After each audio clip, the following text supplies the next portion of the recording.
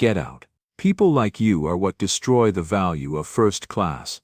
The white woman's voice cut straight toward the black woman sitting quietly by the window. She hurled her glass of wine down the aisle and shouted for the flight attendants. When they arrived, instead of checking the truth, they joined in, mocking her and dragging her roughly toward the door.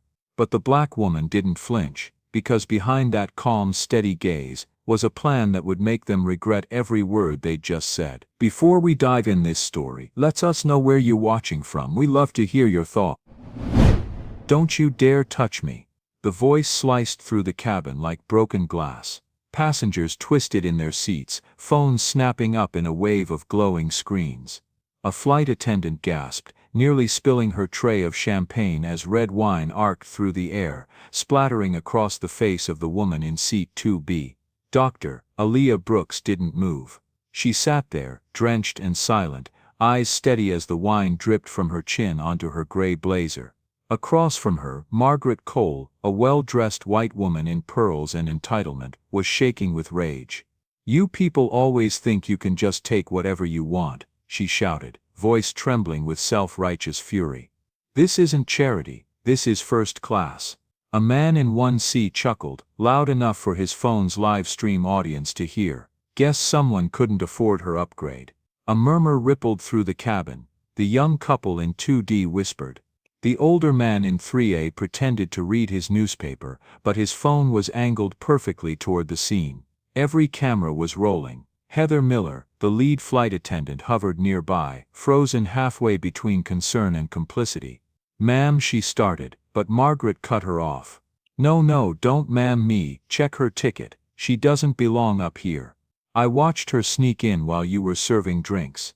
Aaliyah finally blinked, slow and deliberate. Her voice, when it came, was low and calm, so calm it made the air feel tight. "I didn't sneak anywhere. I'm in the right seat." Margaret laughed, a sharp, ugly sound. "Oh please, you probably used someone else's miles. My husband's a Diamond member. I know what those tickets look like. Show it, right now." Heather hesitated, then turned toward Aaliyah, lips tight. "Ma'am, may I see your boarding pass again?" Every eye was on her. Dozens of lenses, hundreds of strangers online. A room full of people waiting to see if the black woman in 2B would break.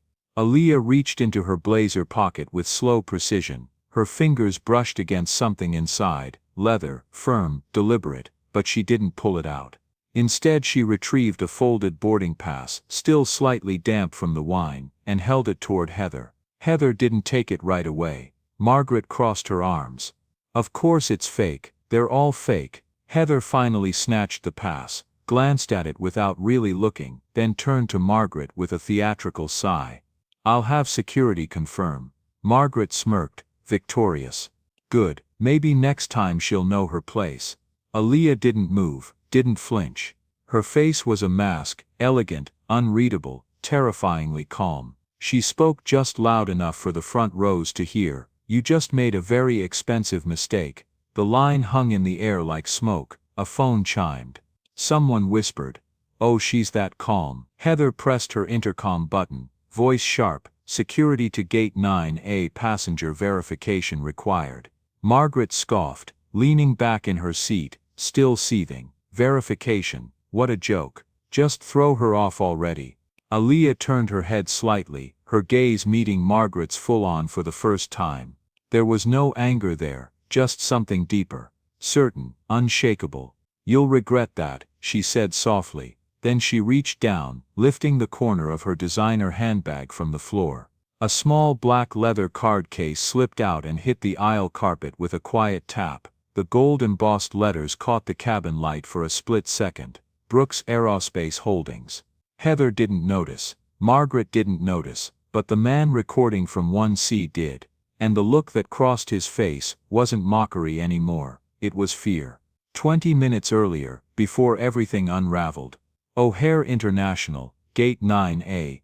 The boarding area buzzed with tired chatter and rolling suitcases. The 3:10 p.m. flight to Washington, D.C., blinked across the screen. On time. Dr. Aaliyah Brooks stood near the glass wall, scrolling through a string of work emails. Her posture was effortless, Not the kind that demanded attention, but the kind that carried its own gravity. A gray blazer. No jewelry, except for a thin platinum watch that caught light when she moved. Now boarding, first-class passengers for Flight 304, the speaker announced. Aaliyah stepped forward, scanned her ticket, and the gate agent smiled.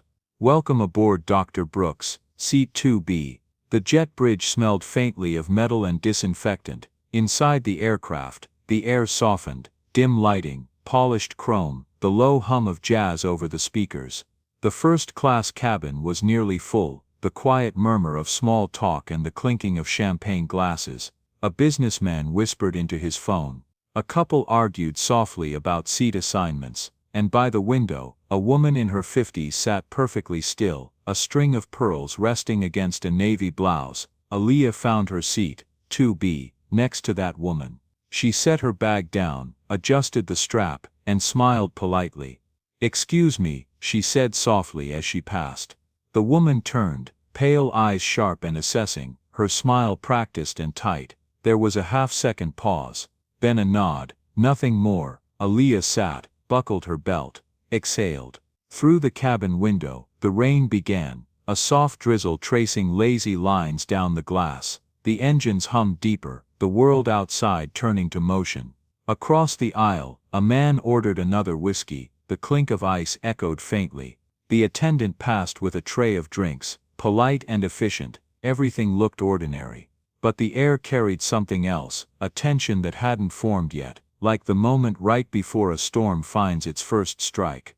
Aaliyah opened her tablet and began reading a report, contracts, numbers, signatures. Someone behind her laughed too loudly. Someone else sighed, impatient. And just as she reached for her pen, a shadow crossed the page. The woman beside her was watching, not speaking, not smiling, just watching.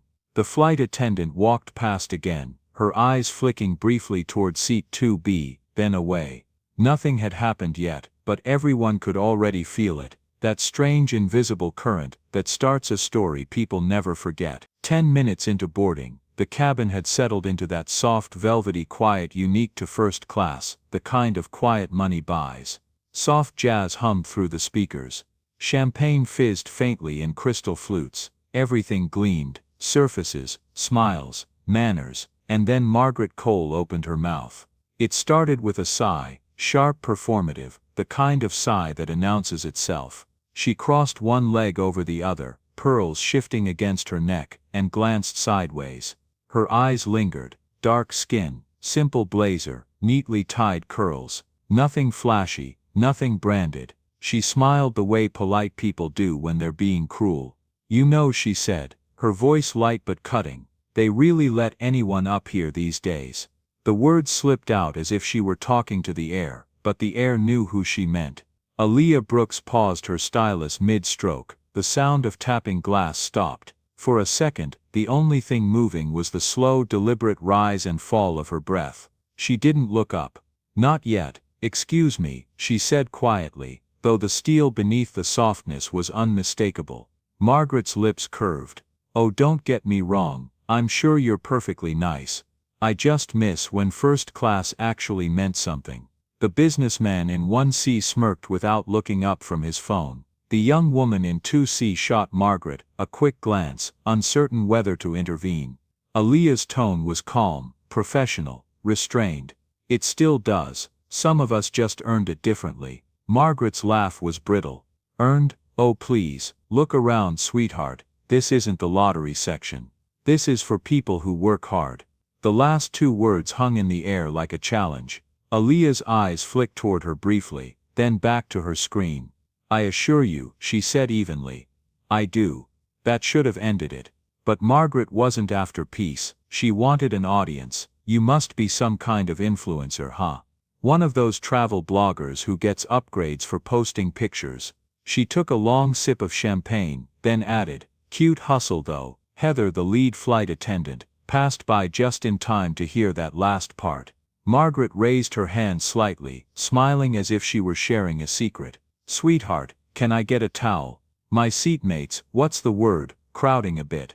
I don't think she's used to this kind of space. Heather froze for a heartbeat, her professional mask flickering. "Of course, ma'am." A small laugh rippled from someone across the aisle. Aaliyah closed her tablet slowly, folded her hands over it, and met Margaret's eyes. "I'm sitting exactly where my ticket says to sit." "Oh, I'm sure you think that," Margaret replied, her voice sugar-coated venom. "But they make mistakes sometimes. I've seen it happen. People sneak in when they think no one's looking. You'd be surprised how bold folks get these days." That word folks landed with the precision of a slap. Aaliyah's fingers tightened slightly on the edge of her tablet. She could feel her pulse against the cold glass, but her expression didn't move. Not a single muscle. Margaret leaned closer, her perfume thick and cloying. "Don't get upset, honey. I'm just being honest. You people are always so sensitive about everything. You people." The words sliced clean through the quiet cabin. Someone in 3B let out a soft, incredulous breath. Heather returned, placing a towel on Margaret's armrest, pretending not to see the tension thrumming like an electric wire between them. Margaret smiled up at her. "Thank you, dear. You can take the champagne bottle too. I think we've had enough commotion in this row." Heather's eyes flicked toward Aaliyah, almost apologetic, but not enough to matter. She turned and left. Margaret exhaled with satisfaction. "You see, dear, that's service. They know how to treat paying customers." Aaliyah finally turned, fully this time, and looked straight at her. The look wasn't loud or angry, it was devastatingly composed. "Be careful," she said softly. "You're mistaking privilege for proof." Margaret blinked, thrown for a second, then scoffed. "Spare me the lecture. I know your type, always so righteous, always playing the victim when someone calls you out." Then deliberately, she tipped her glass just enough for a few drops of red wine to splash across Aaliyah's tray table. She gasped theatrically. "Oh, how clumsy of me. Maybe now you'll feel more at home." A few passengers snickered. Someone muttered, "Damn." Aaliyah didn't flinch, her eyes didn't even move to the stain. She simply breathed out, slow, steady, measured. It wasn't silence, it was control. "Are you finished?" she asked quietly. Margaret smirked. "Not yet, but you will be." Then pressing her call button with deliberate force, she said loud enough for the whole cabin to hear, "Excuse me, I think there's been a mistake. This passenger isn't supposed to be here." Dozens of heads turned at once. Phones came out again, lenses blinking awake. Heather's heels clicked sharply against the floor as she turned back. "What seems to be the issue, ma'am?" Margaret gestured toward Aaliyah, with the kind of confidence that comes from never being told no. "She's in the wrong seat." The words hung heavy, poisonous, and Aaliyah Brooks, perfectly still in 2B, didn't say a word. She just looked straight ahead, her expression unreadable, while somewhere deep inside her chest, a storm began to form, quiet, gathering, inevitable. The soft hum of first class broke apart like a snapped string. A single red light blinked above seat 2B, dozens of eyes turned toward it, toward her. The air changed. It always did, Aaliyah thought, when people decided you didn't belong. Heather Miller, the lead flight attendant, appeared with that customer service smile that could slice glass. Her voice carried the tone of someone trying to sound neutral but already taking sides. "Is there an issue here, ma'am?" Margaret Cole's manicured hand shot up, quick and commanding. "Yes," she said, her pearls glinting under the cabin light. "There's a major issue. This woman is in the wrong seat. I told you already." Heather blinked. "Let's just double-check, okay?" "Double-check." Margaret barked a humorless laugh. "Honey, you need to triple-check." Because people like her, she paused for effect, letting the silence turn ugly, always find a way to slip through. A few passengers chuckled, low and nervous. Someone muttered, "God, this is awkward," but no one stopped it. Aaliyah said nothing. She reached into her blazer and handed over her boarding pass. Her movements were calm, almost too calm, the kind that irritated people who feed on reaction. Heather snatched the pass, holding it under the reading light like she was inspecting counterfeit money. "Seat 2B, first class," she said, dragging out every syllable. "Do you have photo ID?" Aaliyah handed over her passport. Margaret leaned in. "Of course she does. They always carry fake IDs, it's like a hobby for them." The businessman in 1C smirked. muttering to his seatmate, "This should be good." The older woman in 3A adjusted her scarf, pretending to read while her phone camera stayed perfectly aimed. Heather squinted at the ID, lips pursed. "Well, it looks real. Looks real. Looks real." Margaret scoffed, "Sweetheart, my nephew can make those on a printer. You think just because someone dresses up, suddenly they belong here? Look at her, she's wearing Payless shoes in first class. Be serious." The words hit like open-handed slaps, small stinging, designed to humiliate. Aaliyah glanced down once at her own shoes, black leather, polished, then back at Margaret. "They're Italian," she said quietly. Margaret laughed so loud it startled the couple in 2D. "Oh sure they are, honey. Italian, huh? Probably bought them at Ross on clearance. Don't lie, sweetie, it's not a good look." Heather's radio crackled. "Security, stand by for verification," she said into the mic, before handing Aaliyah's ID back with a tight practiced smile. "Just routine, ma'am. I'm sure you understand." Aaliyah took the ID, her fingers steady, though she could feel the tremor building in her chest, not from fear, but fury. Margaret wasn't done. She never was. "You know," she said, taking a deliberate sip of champagne, "if I had $1 for every time someone like this tried to sneak into first class, I could retire early. They think being loud and confident makes them classy. Newsflash, it doesn't." The businessman in 1C chuckled. "Preach." Aaliyah turned slightly, her voice soft but clear. "Does it make you feel better to tear people down, or are you just bored?" Margaret leaned closer, her tone dropping into something colder, crueler. "Oh honey, don't try to sound educated, it's not convincing. You can take the girl out of the hood, but you can't take the hood out of the girl." The cabin went silent. Even Heather froze mid-step. Aaliyah's face stayed still, but her throat tightened, her hands folded over her lap, fingers laced together so she wouldn't do something she'd regret. The woman in 3B whispered, "Jesus Christ," but again, no one interfered. Margaret wasn't whispering anymore, she wanted an audience. "You probably won some scholarship or whatever, right? Got lucky, and now you think you're one of us. But you'll never be, you can't buy class." Heather finally spoke, voice strained. "Ma'am, please no." Margaret cut her off, waving her hand. "I'm not the one making a scene, I'm just saying what everyone's thinking." The businessman in 1C nodded, muttering, "Facts." Aaliyah breathed in, slow, steady, her eyes closing for half a heartbeat. When she opened them, the calm had turned to something colder. "Everyone's not thinking that," she said, "just the loud ones." Margaret smiled like she'd won. "Loud ones, that's rich coming from you." Then suddenly, she reached over, plucked Aaliyah's empty glass from her tray, and dumped the remains of her own champagne into it, sloshing it across the table, splattering onto Aaliyah's sleeve. Gasps scattered through the cabin. Someone said, "Oh hell no." Margaret sat back, satisfied. "There, maybe now you'll have a taste of first class." Aaliyah's jaw flexed. She reached for a napkin, but stopped halfway, refusing to give the satisfaction of cleaning it up. Heather stepped forward quickly. "Ma'am, that's inappropriate." Margaret ignored her. "You see, she doesn't even care. People like her are used to making a mess and letting everyone else clean it up." Aaliyah spoke quietly, her voice shaking just enough to betray the edge beneath it. "You don't know me." Margaret's smirk turned vicious. "I don't have to, I know what you are." That line hit like a whip crack. Every word in it carried centuries of venom. Heather froze, unsure where to stand.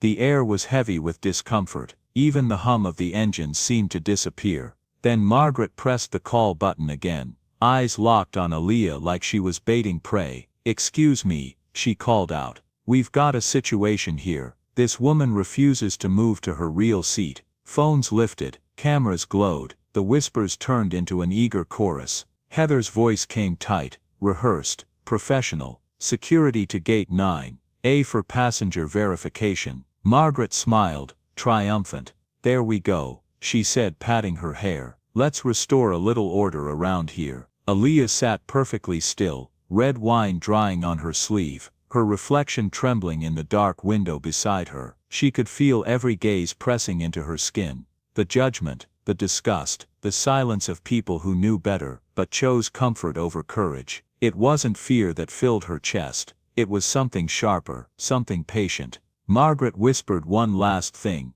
voice dripping with smugness, "Don't worry, honey, they'll send you back to coach where you belong." Aaliyah turned her head, met her eyes with terrifying calm, and said only one sentence, "Keep talking, you're writing your own ending." The whole row went still. Outside the rain streaked across the window like scratches against glass. Inside the quiet thickened, heavy electric, as the storm began to form. The seatbelt light still glowed overhead, but order had already bled out of the cabin. What should have been a flight to Washington had turned into a slow-burning public execution, and everyone wanted a front-row seat. Heather Miller's voice cracked through her mic. Too loud, too performative. "Security to gate 9, immediate response." Passenger refusing to comply. The announcement buzzed through the speakers like a siren. Heads whipped around. Phones lifted. It wasn't a flight anymore, it was a show. Margaret Cole reclined smugly, her voice pitched high enough for everyone to hear. "There, maybe now she'll learn you can't fake your way into places you don't belong." Laughter snorted from the front row. The businessman in 1C muttered under his breath. "Guess she thought this was Spirit Airlines." A ripple of laughter spread. Someone in the back whispered, "Oh, this is going viral." Aaliyah Brooks sat frozen, or maybe centered. Her hands stayed in her lap, folded carefully, the same way surgeons fold their hands before an incision. Her sleeve was still wet with wine, the burgundy stain spreading like a wound that wouldn't clot. Heather hovered nearby, arms crossed, voice sharp. "Ma'am, you've been asked multiple times to step out. Please comply before this gets worse." Aaliyah looked up at her, calm but unyielding. "Worse for who?" The businessman chuckled. "Definitely not her. You're the one about to get dragged off." Heather's lips curled. "Don't test me, ma'am. We have procedures." Margaret leaned forward, smirking like a queen issuing orders. "Oh, just stop pretending she's some VIP. She's a liar. They're all liars. She probably downloaded that boarding pass off Reddit." Aaliyah turned her head slowly, her voice low but slicing clean through the noise. "You don't know anything about me." Margaret laughed, loud, ugly. "Oh please, I know you're kind." Flashy attitude, loud mouth, can't follow simple rules. Always blaming racism when it's just bad behavior. She sipped her champagne and added, "You want to know the real reason people like me don't feel safe on flights anymore? Because we never know who they'll let in first class these days." Heather didn't even correct her. If anything, her silence said she agreed. The Latina woman in 3B flinched but said nothing. The air felt thick enough to choke on. Margaret turned back to Aaliyah, voice dripping disdain. "What's next, sweetheart? You gonna cry? Pull the race card? Maybe shout for your lawyer cousin?" The man in 1C laughed too hard. "Nah, she's gonna start preaching. This is injustice, y'all." Margaret clapped her hands once. "Exactly." She pointed at Aaliyah, voice rising. "They always do that. Always playing the victim while everyone else works for what they have."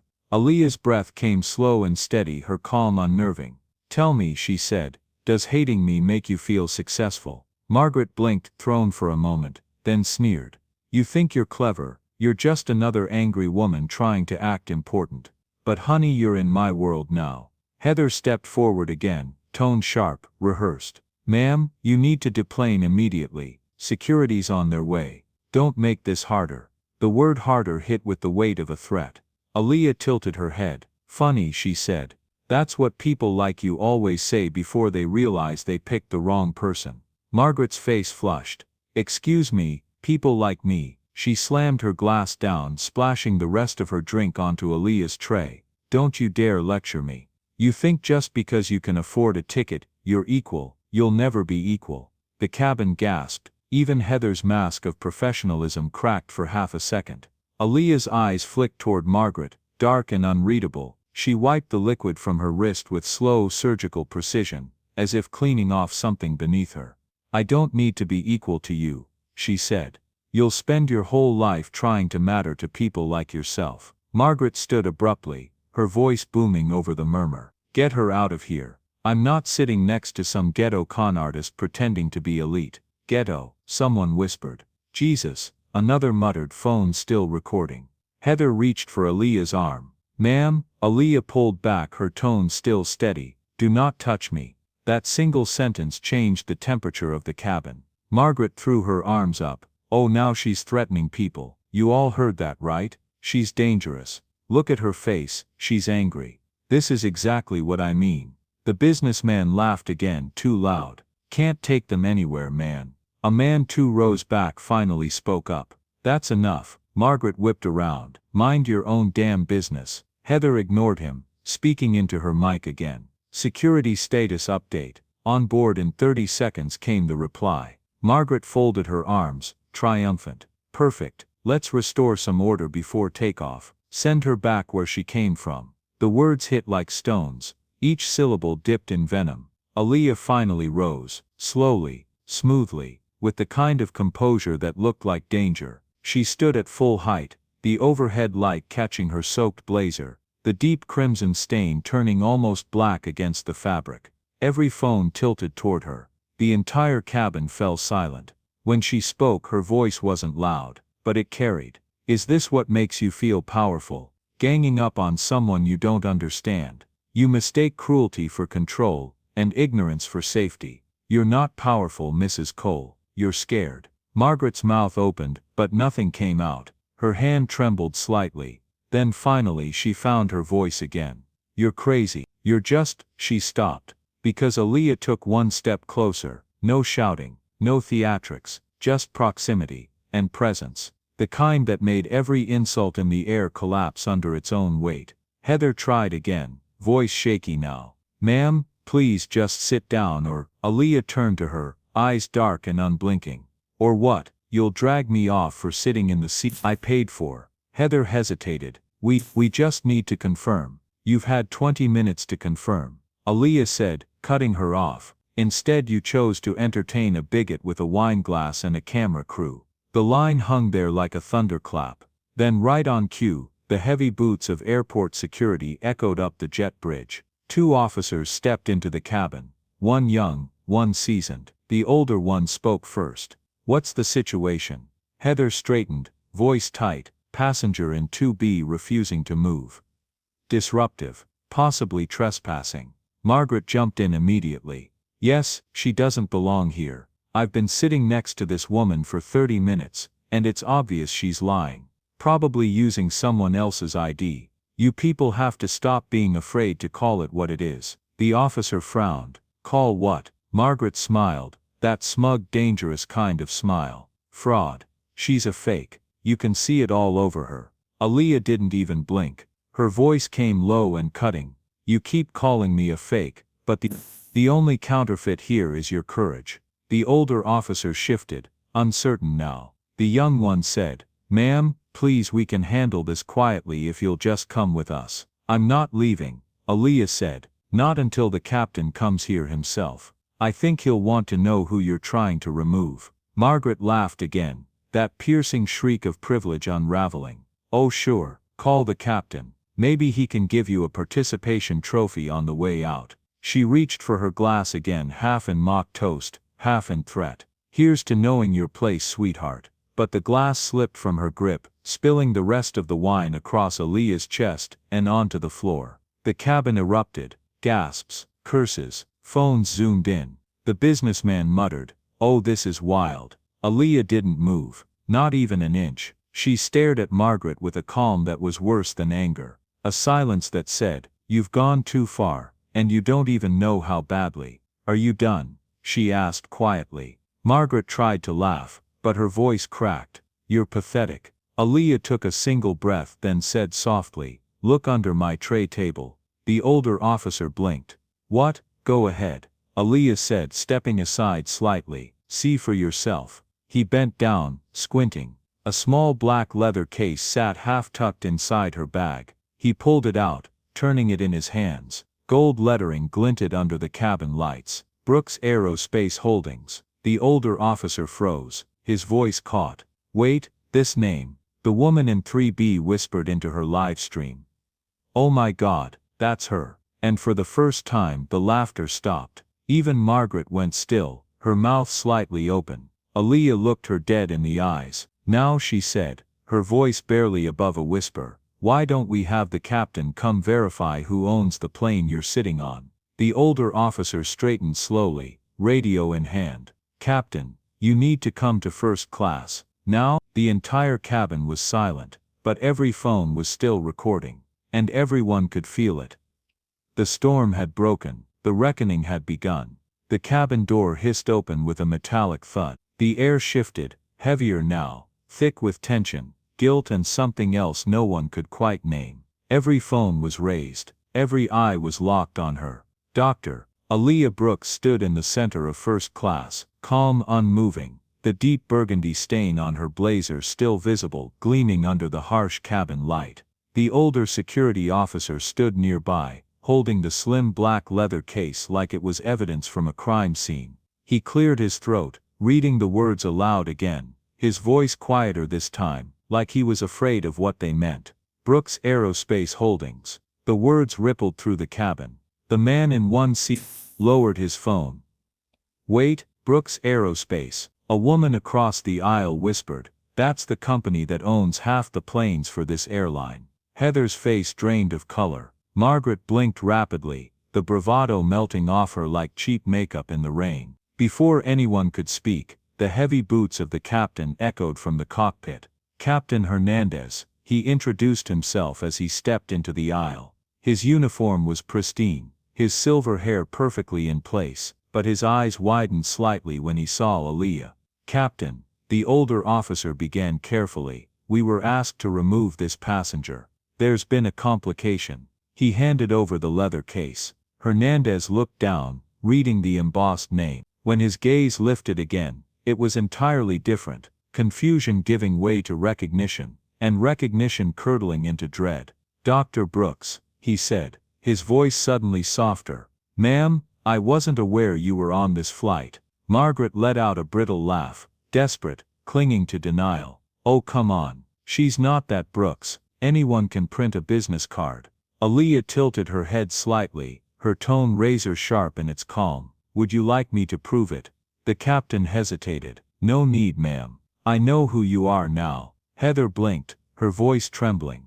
You know her. Captain Hernandez nodded once, eyes never leaving Aaliyah. Dr. Aaliyah Brooks, founder and CEO of Brooks Aerospace Holdings, the leasing company that provides. He paused, swallowing hard. Most of this airline's long-haul fleet, including this aircraft. The sound that followed wasn't applause or gasps, it was silence. The kind of silence that comes when everyone realizes they've gone too far to take anything back. Margaret's mouth opened, then closed. Her hands fidgeted in her lap. That can't be right. You're saying she... Yes, Hernandez said, voice tight. Without her company, none of us would be flying tonight. Every phone in the cabin was pointed at Margaret now. Her perfect smile had vanished. The pearls around her neck looked too tight. Heather took a small step back, her entire body stiff. Dr. Brooks, she stammered.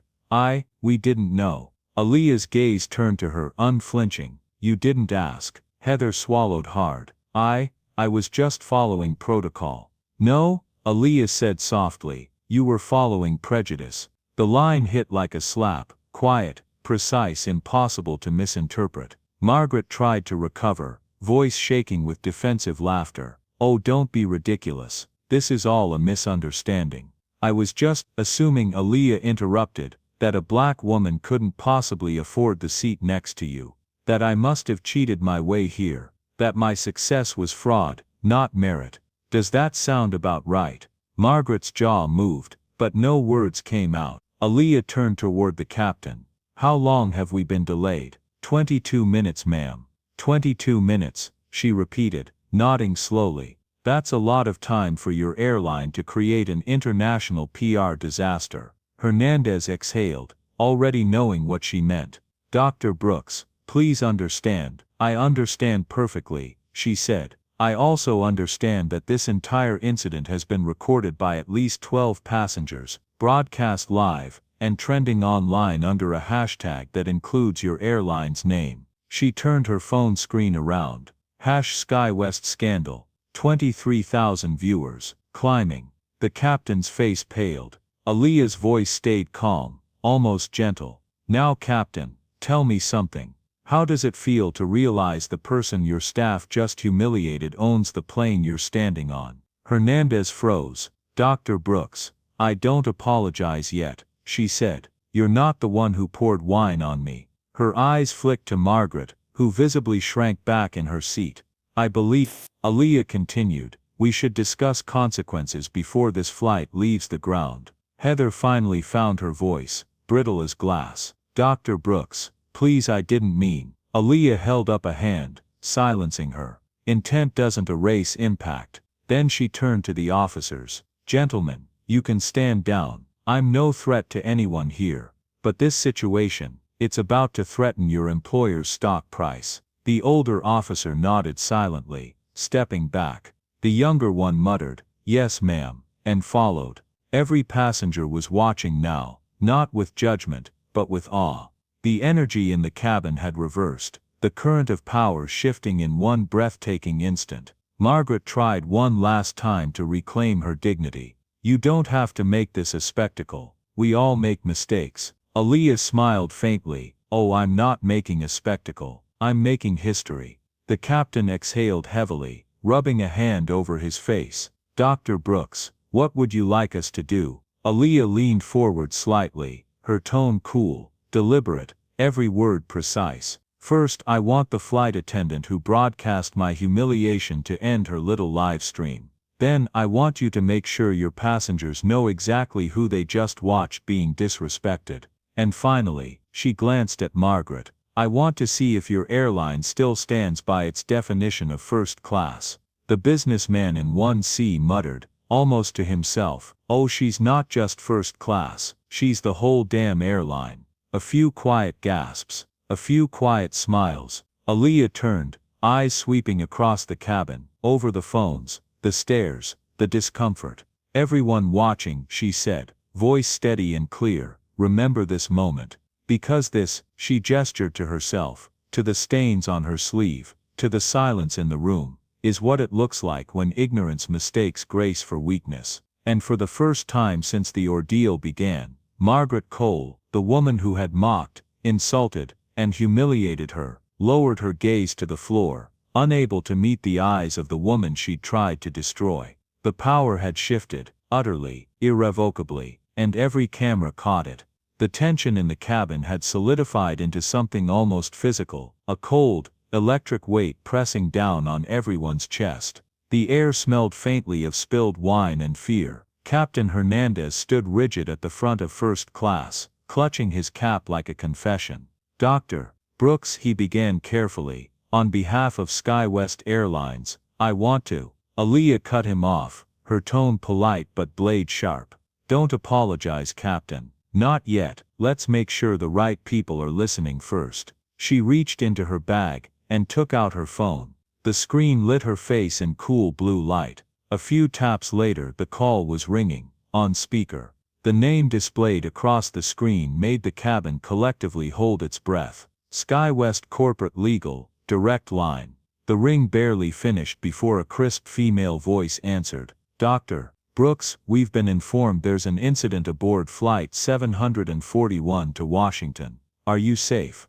Aaliyah's voice was calm, precise. Physically, yes. Professionally, we'll see. I'd like to initiate formal notification of a breach of contract clause under Section 47, discrimination and hostile environment.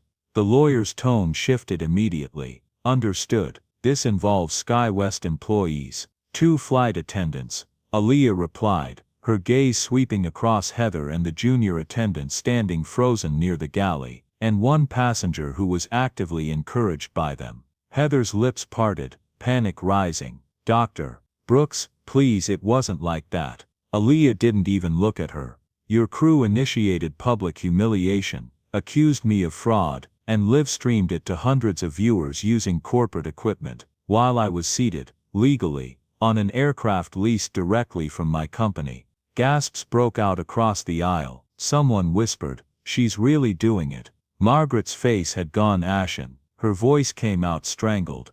You can't sue people over a misunderstanding. Aaliyah turned slowly. I don't need to sue Mrs. Cole. I own the asset you weaponized against me. The cabin went still again. Even the engine seemed quieter. The corporate lawyer's voice came through, clear and clipped. Dr. Brooks, we will escalate this to the CEO's office immediately. Would you like me to remain on the line? Stay, Aaliyah said. You'll want to hear this part. She looked at Captain Hernandez. Captain, as per the leasing terms outlined in the Brooks Aerospace Standard Agreement, Section 12B, discriminatory incidents aboard leased aircraft trigger an immediate review and potential suspension of operational privileges. The captain's throat bobbed. Dr. Brooks, that could ground our entire fleet. I know, she said simply. Margaret let out a high, shaky laugh. You're bluffing. Nobody shuts down an airline over one argument. Aaliyah smiled, a small cold smile. You think this is about an argument. This is about a system that thinks humiliation is entertainment. The lawyer spoke again. Dr. Brooks, I can confirm your company holds controlling rights over 63 aircraft in SkyWest's long-haul fleet. Should you request a suspension, the airline would lose 31% of its capacity within 48 hours. The businessman in 1C muttered under his breath, "Oh my God." Aaliyah's eyes were calm, but her voice carried quiet fury. I don't want their planes grounded. I want their policies changed. I want this airline to learn. She turned to Heather, who stood frozen, color drained from her face. You were so quick to call security, to point fingers, to believe the worst of me. Tell me, how many times have you done that to passengers who couldn't defend themselves? Heather's voice trembled. I was just trying to follow procedure. No, Aaliyah said, her voice like glass breaking. You were following prejudice. Margaret shifted in her seat, her voice quivering but defiant. You don't get to destroy people's lives because your feelings got hurt. Aaliyah turned toward her slowly. You humiliated me in public. You poured wine on me. You told the world I didn't belong. And now you're worried about your life. Margaret's voice cracked. I made a mistake. No, Aaliyah said softly. You made a choice. The lawyer's voice came through again, steady but grim. Dr. Brooks, corporate leadership is requesting to speak with you directly. Would you like me to patch through the CEO? Yes, Aaliyah said, her tone cool. Put her through. Seconds later, another voice joined the line. Deeper, older, but full of barely contained panic. Dr. Brooks, this is Leonard Grant. I want to personally apologize on behalf of SkyWest Airlines. This should never have happened. Aaliyah's tone didn't change. You're right, it shouldn't have, but it did. In first class, in front of dozens of witnesses, on one of your planes. Yes, ma'am. We're initiating internal reviews immediately. The flight attendant in question will be placed on administrative leave pending termination. Heather's hand flew to her mouth. Wait, please, I have a family. Aaliyah didn't even look at her. Maybe next time, she said quietly, you'll think before you broadcast cruelty for sport. The CEO's voice came through again, steady but subdued. Dr. Brooks, what can we do to begin repairing this? Aaliyah took a deep breath. Her voice softened slightly, but it carried the weight of finality. Start by rebuilding the culture that let this happen.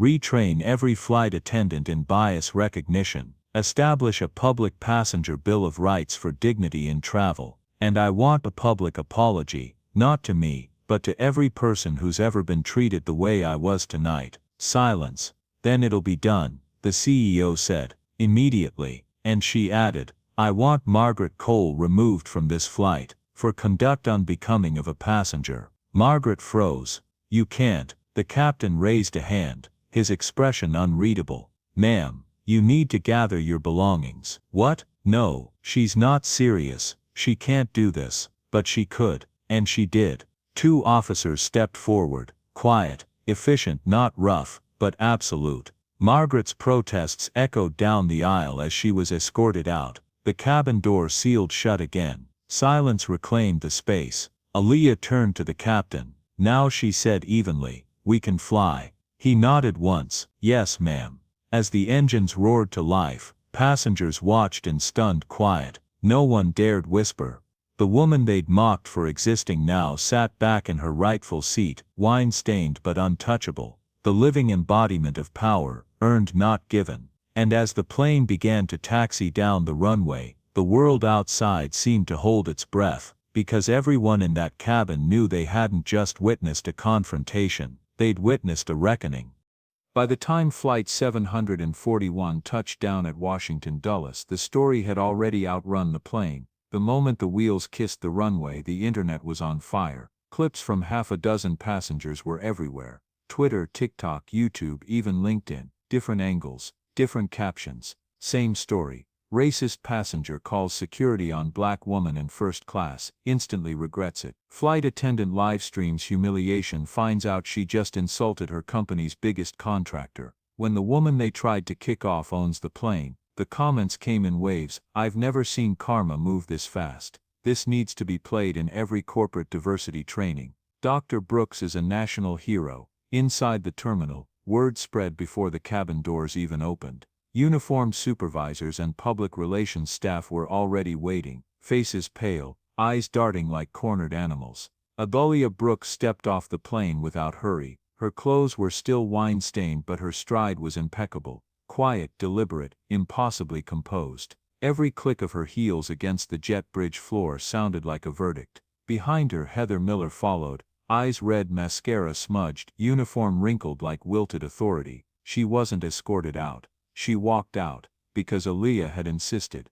No one's dragging anyone today, she'd said before disembarking. That's not justice, that's theater. But Margaret Cole hadn't been so lucky. Security had led her out earlier, past rows of stunned passengers, her face blotchy with panic and embarrassment. Someone had filmed her exit. The footage had 2.1 million views before the plane even landed. Now at Gate C-14, the reckoning was in full motion. A SkyWest regional director, pressed suit, trembling smile, stepped forward as Alia approached. Dr. Brooks, he said, voice brittle, the company would like to save it, she said. You'll have your chance in the boardroom tomorrow morning. Bring your legal counsel, and your conscience. The man nodded mutely, stepping aside. Reporters were already assembling near the terminal exit, phones raised, cameras rolling. Someone shouted, Dr. Brooks, can you confirm the reports of racial discrimination on your flight? Alia paused, the noise of the terminal dimmed. She turned slightly toward the crowd,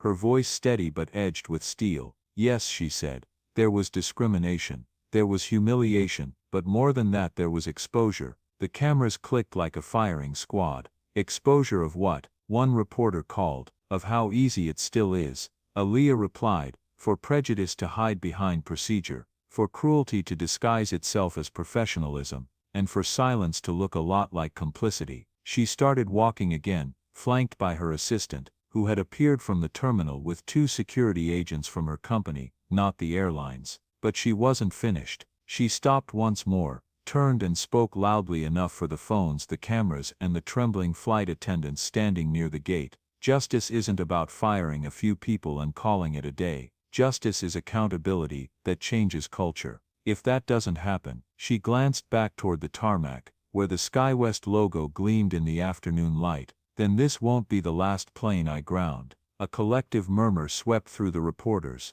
Every microphone caught it. Every clip went viral again before she even cleared security. By sunset, the dominoes began to fall. SkyWest CEO issued a public statement. We are deeply ashamed of the incident involving Dr. Alia Brooks. Effective immediately, multiple employees have been terminated. Our airline will adopt mandatory anti-bias and dignity training across all divisions. The words were contrite, but the market's reaction was brutal. SkyWest stock dropped 4.8% before trading closed. Brooks Aerospace, up 6.2%. That same night, the FAA announced an inquiry into systemic discrimination complaints in U.S. air travel. 3 other airlines preemptively reached out to Brooks Aerospace, offering partnership expansions and public alignment with her new passenger dignity initiative. Heather Miller received her official termination notice by 10:47 p.m. The company cited breach of professional conduct and unauthorized live broadcasting of passenger interactions. She cried. She called her sister. She begged her union rep. But the video was everywhere now. Her smirk, her tone, her words. The internet had judged her long before HR ever did. As for Margaret Cole, Her name, face, and home city were now public knowledge. By midnight she'd deleted every social account she owned. Her law firm husband issued a vague statement about unfortunate misunderstandings, but by morning his firm had cut ties, citing reputational harm. The same social media army that once ignored injustice now turned its gaze on her. "You wanted attention," one comment read. "Now you have it." 3 days later, in a sleek glass conference room in D.C., Aaliyah sat across from SkyWest's entire executive board. She didn't raise her voice once. She didn't need to. "Your company," she said, "doesn't have a PR problem. You have a culture problem. The next contract renewal will include mandatory public metrics on diversity training and bias-related incident reporting. If I don't see compliance within 6 months, Brooks Aerospace will begin reallocating assets to your competitors." The CEO swallowed hard. "Dr. Brooks, we hear you." "I hope so," she replied, "because the next time something like this happens, the person sitting in my seat might not have the power to fight back." The meeting ended in silence. As Aaliyah left the building, her assistant handed her a tablet. News headlines glowed across the screen, from humiliation to change. Dr. Aaliyah Brooks sparks national aviation reform. Airline to adopt Brooks protocol for anti-bias training nationwide. The day quiet power took flight. Aaliyah allowed herself the smallest smile. Not victory, not satisfaction, something steadier. It wasn't revenge, it was restoration. Because power, real power, wasn't loud, it was quiet, unshakable, strategic. And as she walked out into the night, the city lights reflected in the glass of her car window like stars on a runway. Justice had landed, but her fight, their fight, was only just beginning. 6 months later, Flight 741 had become more than just a viral story. It had become a case study, a cultural landmark in corporate America's slow reckoning with bias, privilege, and power. Every diversity workshop from Harvard Business School to United Airlines headquarters opened with the same clip: Heather's smirk, Margaret's sneer, and Aaliyah's unshakable composure beneath humiliation. Then the turning point, the business card. The moment the cabin shifted, they called it the Brooks Protocol. Airlines across the country began implementing it. Mandatory bias recognition training for all cabin crew, real-time passenger dignity reporting systems, accountability reviews for any incident involving public humiliation or racial profiling. Even the FAA issued new guidance, referencing Aaliyah by name. The incident aboard Flight 741 serves as a defining reminder: professionalism begins with respect. For most it was progress, for a few, it was redemption. Heather Miller sat in a modest classroom at a community center in Baltimore, far from the gleaming aisles of first class. The wall behind her bore a banner: Empathy in Action, Training Program for Rebuilding Trust. Her hands trembled as she adjusted her notes. She wasn't wearing her uniform anymore, just a plain blouse, sleeves rolled to her elbows, as she faced a dozen flight attendants in training. 6 months ago she began quietly: "I was the face of everything wrong with my industry." The room was silent. "I thought following procedure made me right. I thought staying professionals meant staying detached. But the truth is, I wasn't neutral, I was complicit." She paused, exhaling. Her voice cracked slightly. "When you watch yourself online, hear your own tone, see the disgust in your face, it changes you. It's not shame that saves you, it's realizing you became the person you swore you'd never be." Someone in the audience asked softly, "Did she ever forgive you?" Heather's eyes glistened. "She didn't have to," she said.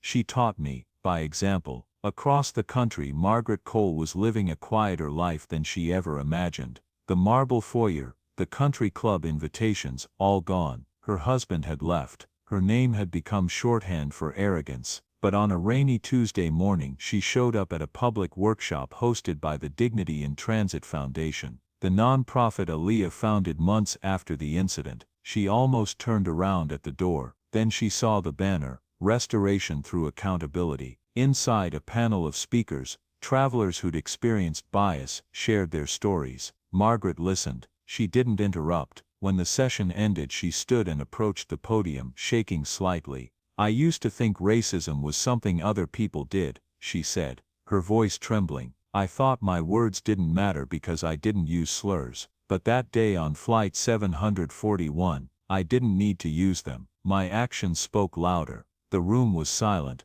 not hostile, just watchful. I lost everything that made me feel important, she continued, and maybe I needed to, because that's when I started learning what dignity really means. She didn't ask for forgiveness, she didn't deserve it yet, but she showed up, and sometimes, that's the first act of redemption. Meanwhile, Aaliyah Brooks had moved beyond survival. She was shaping an entire movement. Her foundation had grown into a nationwide initiative. They partnered with airlines, railways, even public transit systems. The slogan, "Dignity First," was printed on every training manual, every terminal screen. Under her leadership, thousands of employees completed empathy and bias training. Complaints of in-flight discrimination dropped by 73% across 3 major carriers. But Aaliyah wasn't interested in statistics. She cared about stories. At a gala in Washington, D.C., she stood before a crowd of CEOs, senators, and advocates.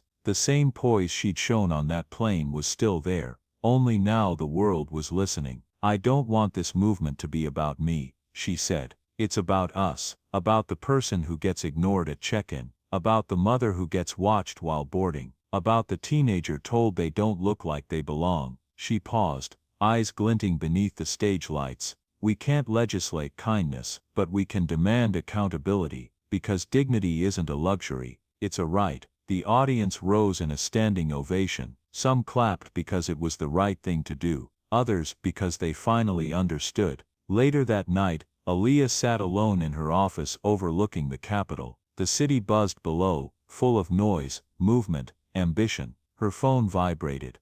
A new message appeared from an unknown number. From Heather M. "Dr. Brooks, I wanted to thank you. I've started teaching bias recognition to new crews. I use your video in every class. I know I can't undo what I did, but I'm learning to make sure it never happens again." Aaliyah smiled faintly. She typed back, "Growth is the real apology." She stared out the window for a long moment, then whispered to herself, "Justice isn't just punishment, it's transformation." Outside, planes soared overhead, their lights streaking through the dark like quiet promises in motion. Each one carried a little more accountability, a little more awareness, a little more humanity. And somewhere, on a flight not so different from hers, a black woman sat in first class, reading her book in peace, undisturbed, unchallenged, unseen, not because she was invisible, but because she finally didn't have to prove she belonged. That was the real victory. Not revenge, not power, but peace, earned, shared, and lasting. Because dignity once reclaimed, doesn't just restore one person, it resets the whole sky. A year later, the world had moved on, but Flight 741 had not been forgotten. It had become something else entirely. A lesson, a warning, a story mothers told their children about dignity and quiet power. Airports now displayed posters reading, "Respect is not optional, it's policy." Small letters at the bottom credited, "The Dignity in Transit Foundation." The name Dr. Aaliyah Brooks had become synonymous with reform, a mix of myth and fact, like all pioneers eventually become. She was no longer just the woman who owned the plane, she was the woman who changed how the world flew. One spring morning, she sat in her office at Brooks Aerospace headquarters, overlooking the Potomac River. Her desk was cluttered with proposals, partnerships with Delta, Amtrak, even Emirates. In the corner, a glass award gleamed softly, National Civil Leadership Medal, presented to Dr. Aaliyah Brooks for transforming accountability into action. Her assistant knocked gently. "Dr. Brooks, there's someone here to see you." Aaliyah looked up, distracted. "Do I have an appointment?" She didn't have one, the assistant said hesitantly, "but she asked me to give you this." She handed over a folded envelope, slightly worn. Aaliyah unfolded it. A single sentence was written inside, shaky but clear. "I've been trying to make it right." Margaret Cole. Aaliyah stared at the handwriting for a long moment. "Send her in." Margaret entered quietly, her posture small but composed. She was thinner now, her hair streaked with gray, her pearls gone. She stood across from Aaliyah's desk, hands trembling slightly. "Dr. Brooks," she began, voice fragile but steady, "I don't expect forgiveness. I just wanted you to know that I've spent every day since that flight, trying to be a better human being. Aaliyah studied her, not the woman who'd humiliated her, but the one standing now, stripped of pretense, humbled by consequence.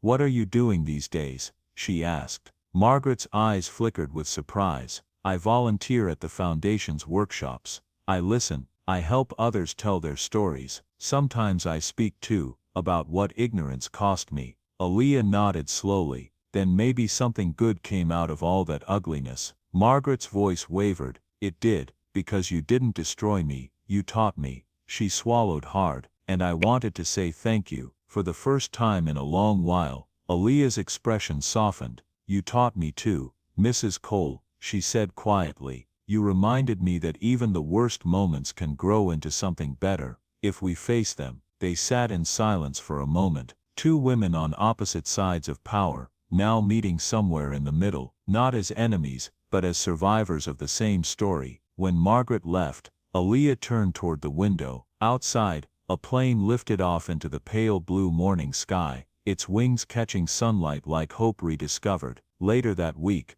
Aaliyah visited a small classroom at a local community college. On the whiteboard, a young instructor had written, "Ethics, Equity and the Brooks Case." The students looked up, startled as she walked in. She smiled gently. "Please," she said, "don't stop on my account." One brave student spoke up. "Dr. Brooks, can I ask you something?" "Of course." He hesitated. "How did you stay calm when they treated you like that?" Aaliyah smiled faintly, remembering. "I wasn't calm," she said, "I was composed." There's a difference. Calm is emotionless, composure is controlled. You don't win by matching hate, you win by mastering yourself. The classroom was silent, the kind of silence that means everyone's thinking. Then she added, softer, "And sometimes, grace is the loudest answer." That evening, as the sun sank over the city, Aaliyah returned home. Her townhouse was quiet, except for the faint hum of passing cars. On the mantel above her piano sat 3 framed photos, one of her and her late mother, a nurse who'd worked double shifts to send her to college, one of the SkyWest boardroom, taken the day their partnership renewal included the first corporate anti-bias clause in airline history, and one of the Dignity in Transit team, smiling, sleeves rolled up, training new advocates across the country. She sat at the piano, pressing a single key, low, steady, resonant. The sound filled the room, rich and patient, like her own heartbeat. Sometimes she still thought about that flight, about the moment she stood up, drenched in wine, surrounded by judgment, about how close she'd come to staying silent, and how much the world would have lost if she had. She smiled to herself. Power, she realized, wasn't about control or revenge. It was about redirection, turning pain into progress, turning humiliation into harmony. She let her fingers glide across the keys, slow and sure, as outside, another plane streaked across the sky, glowing against the last light of day. A year ago, that sound had reminded her of confinement. Now, it reminded her of freedom, and as the music filled her home, a simple truth settled deep in her chest. She hadn't just won, she changed the altitude for everyone who would come after, because dignity, once reclaimed, doesn't end with one woman's flight. It becomes air, it becomes law, it becomes legacy. And somewhere high above, another plane carried a new generation, one that would rise not in silence, but in grace,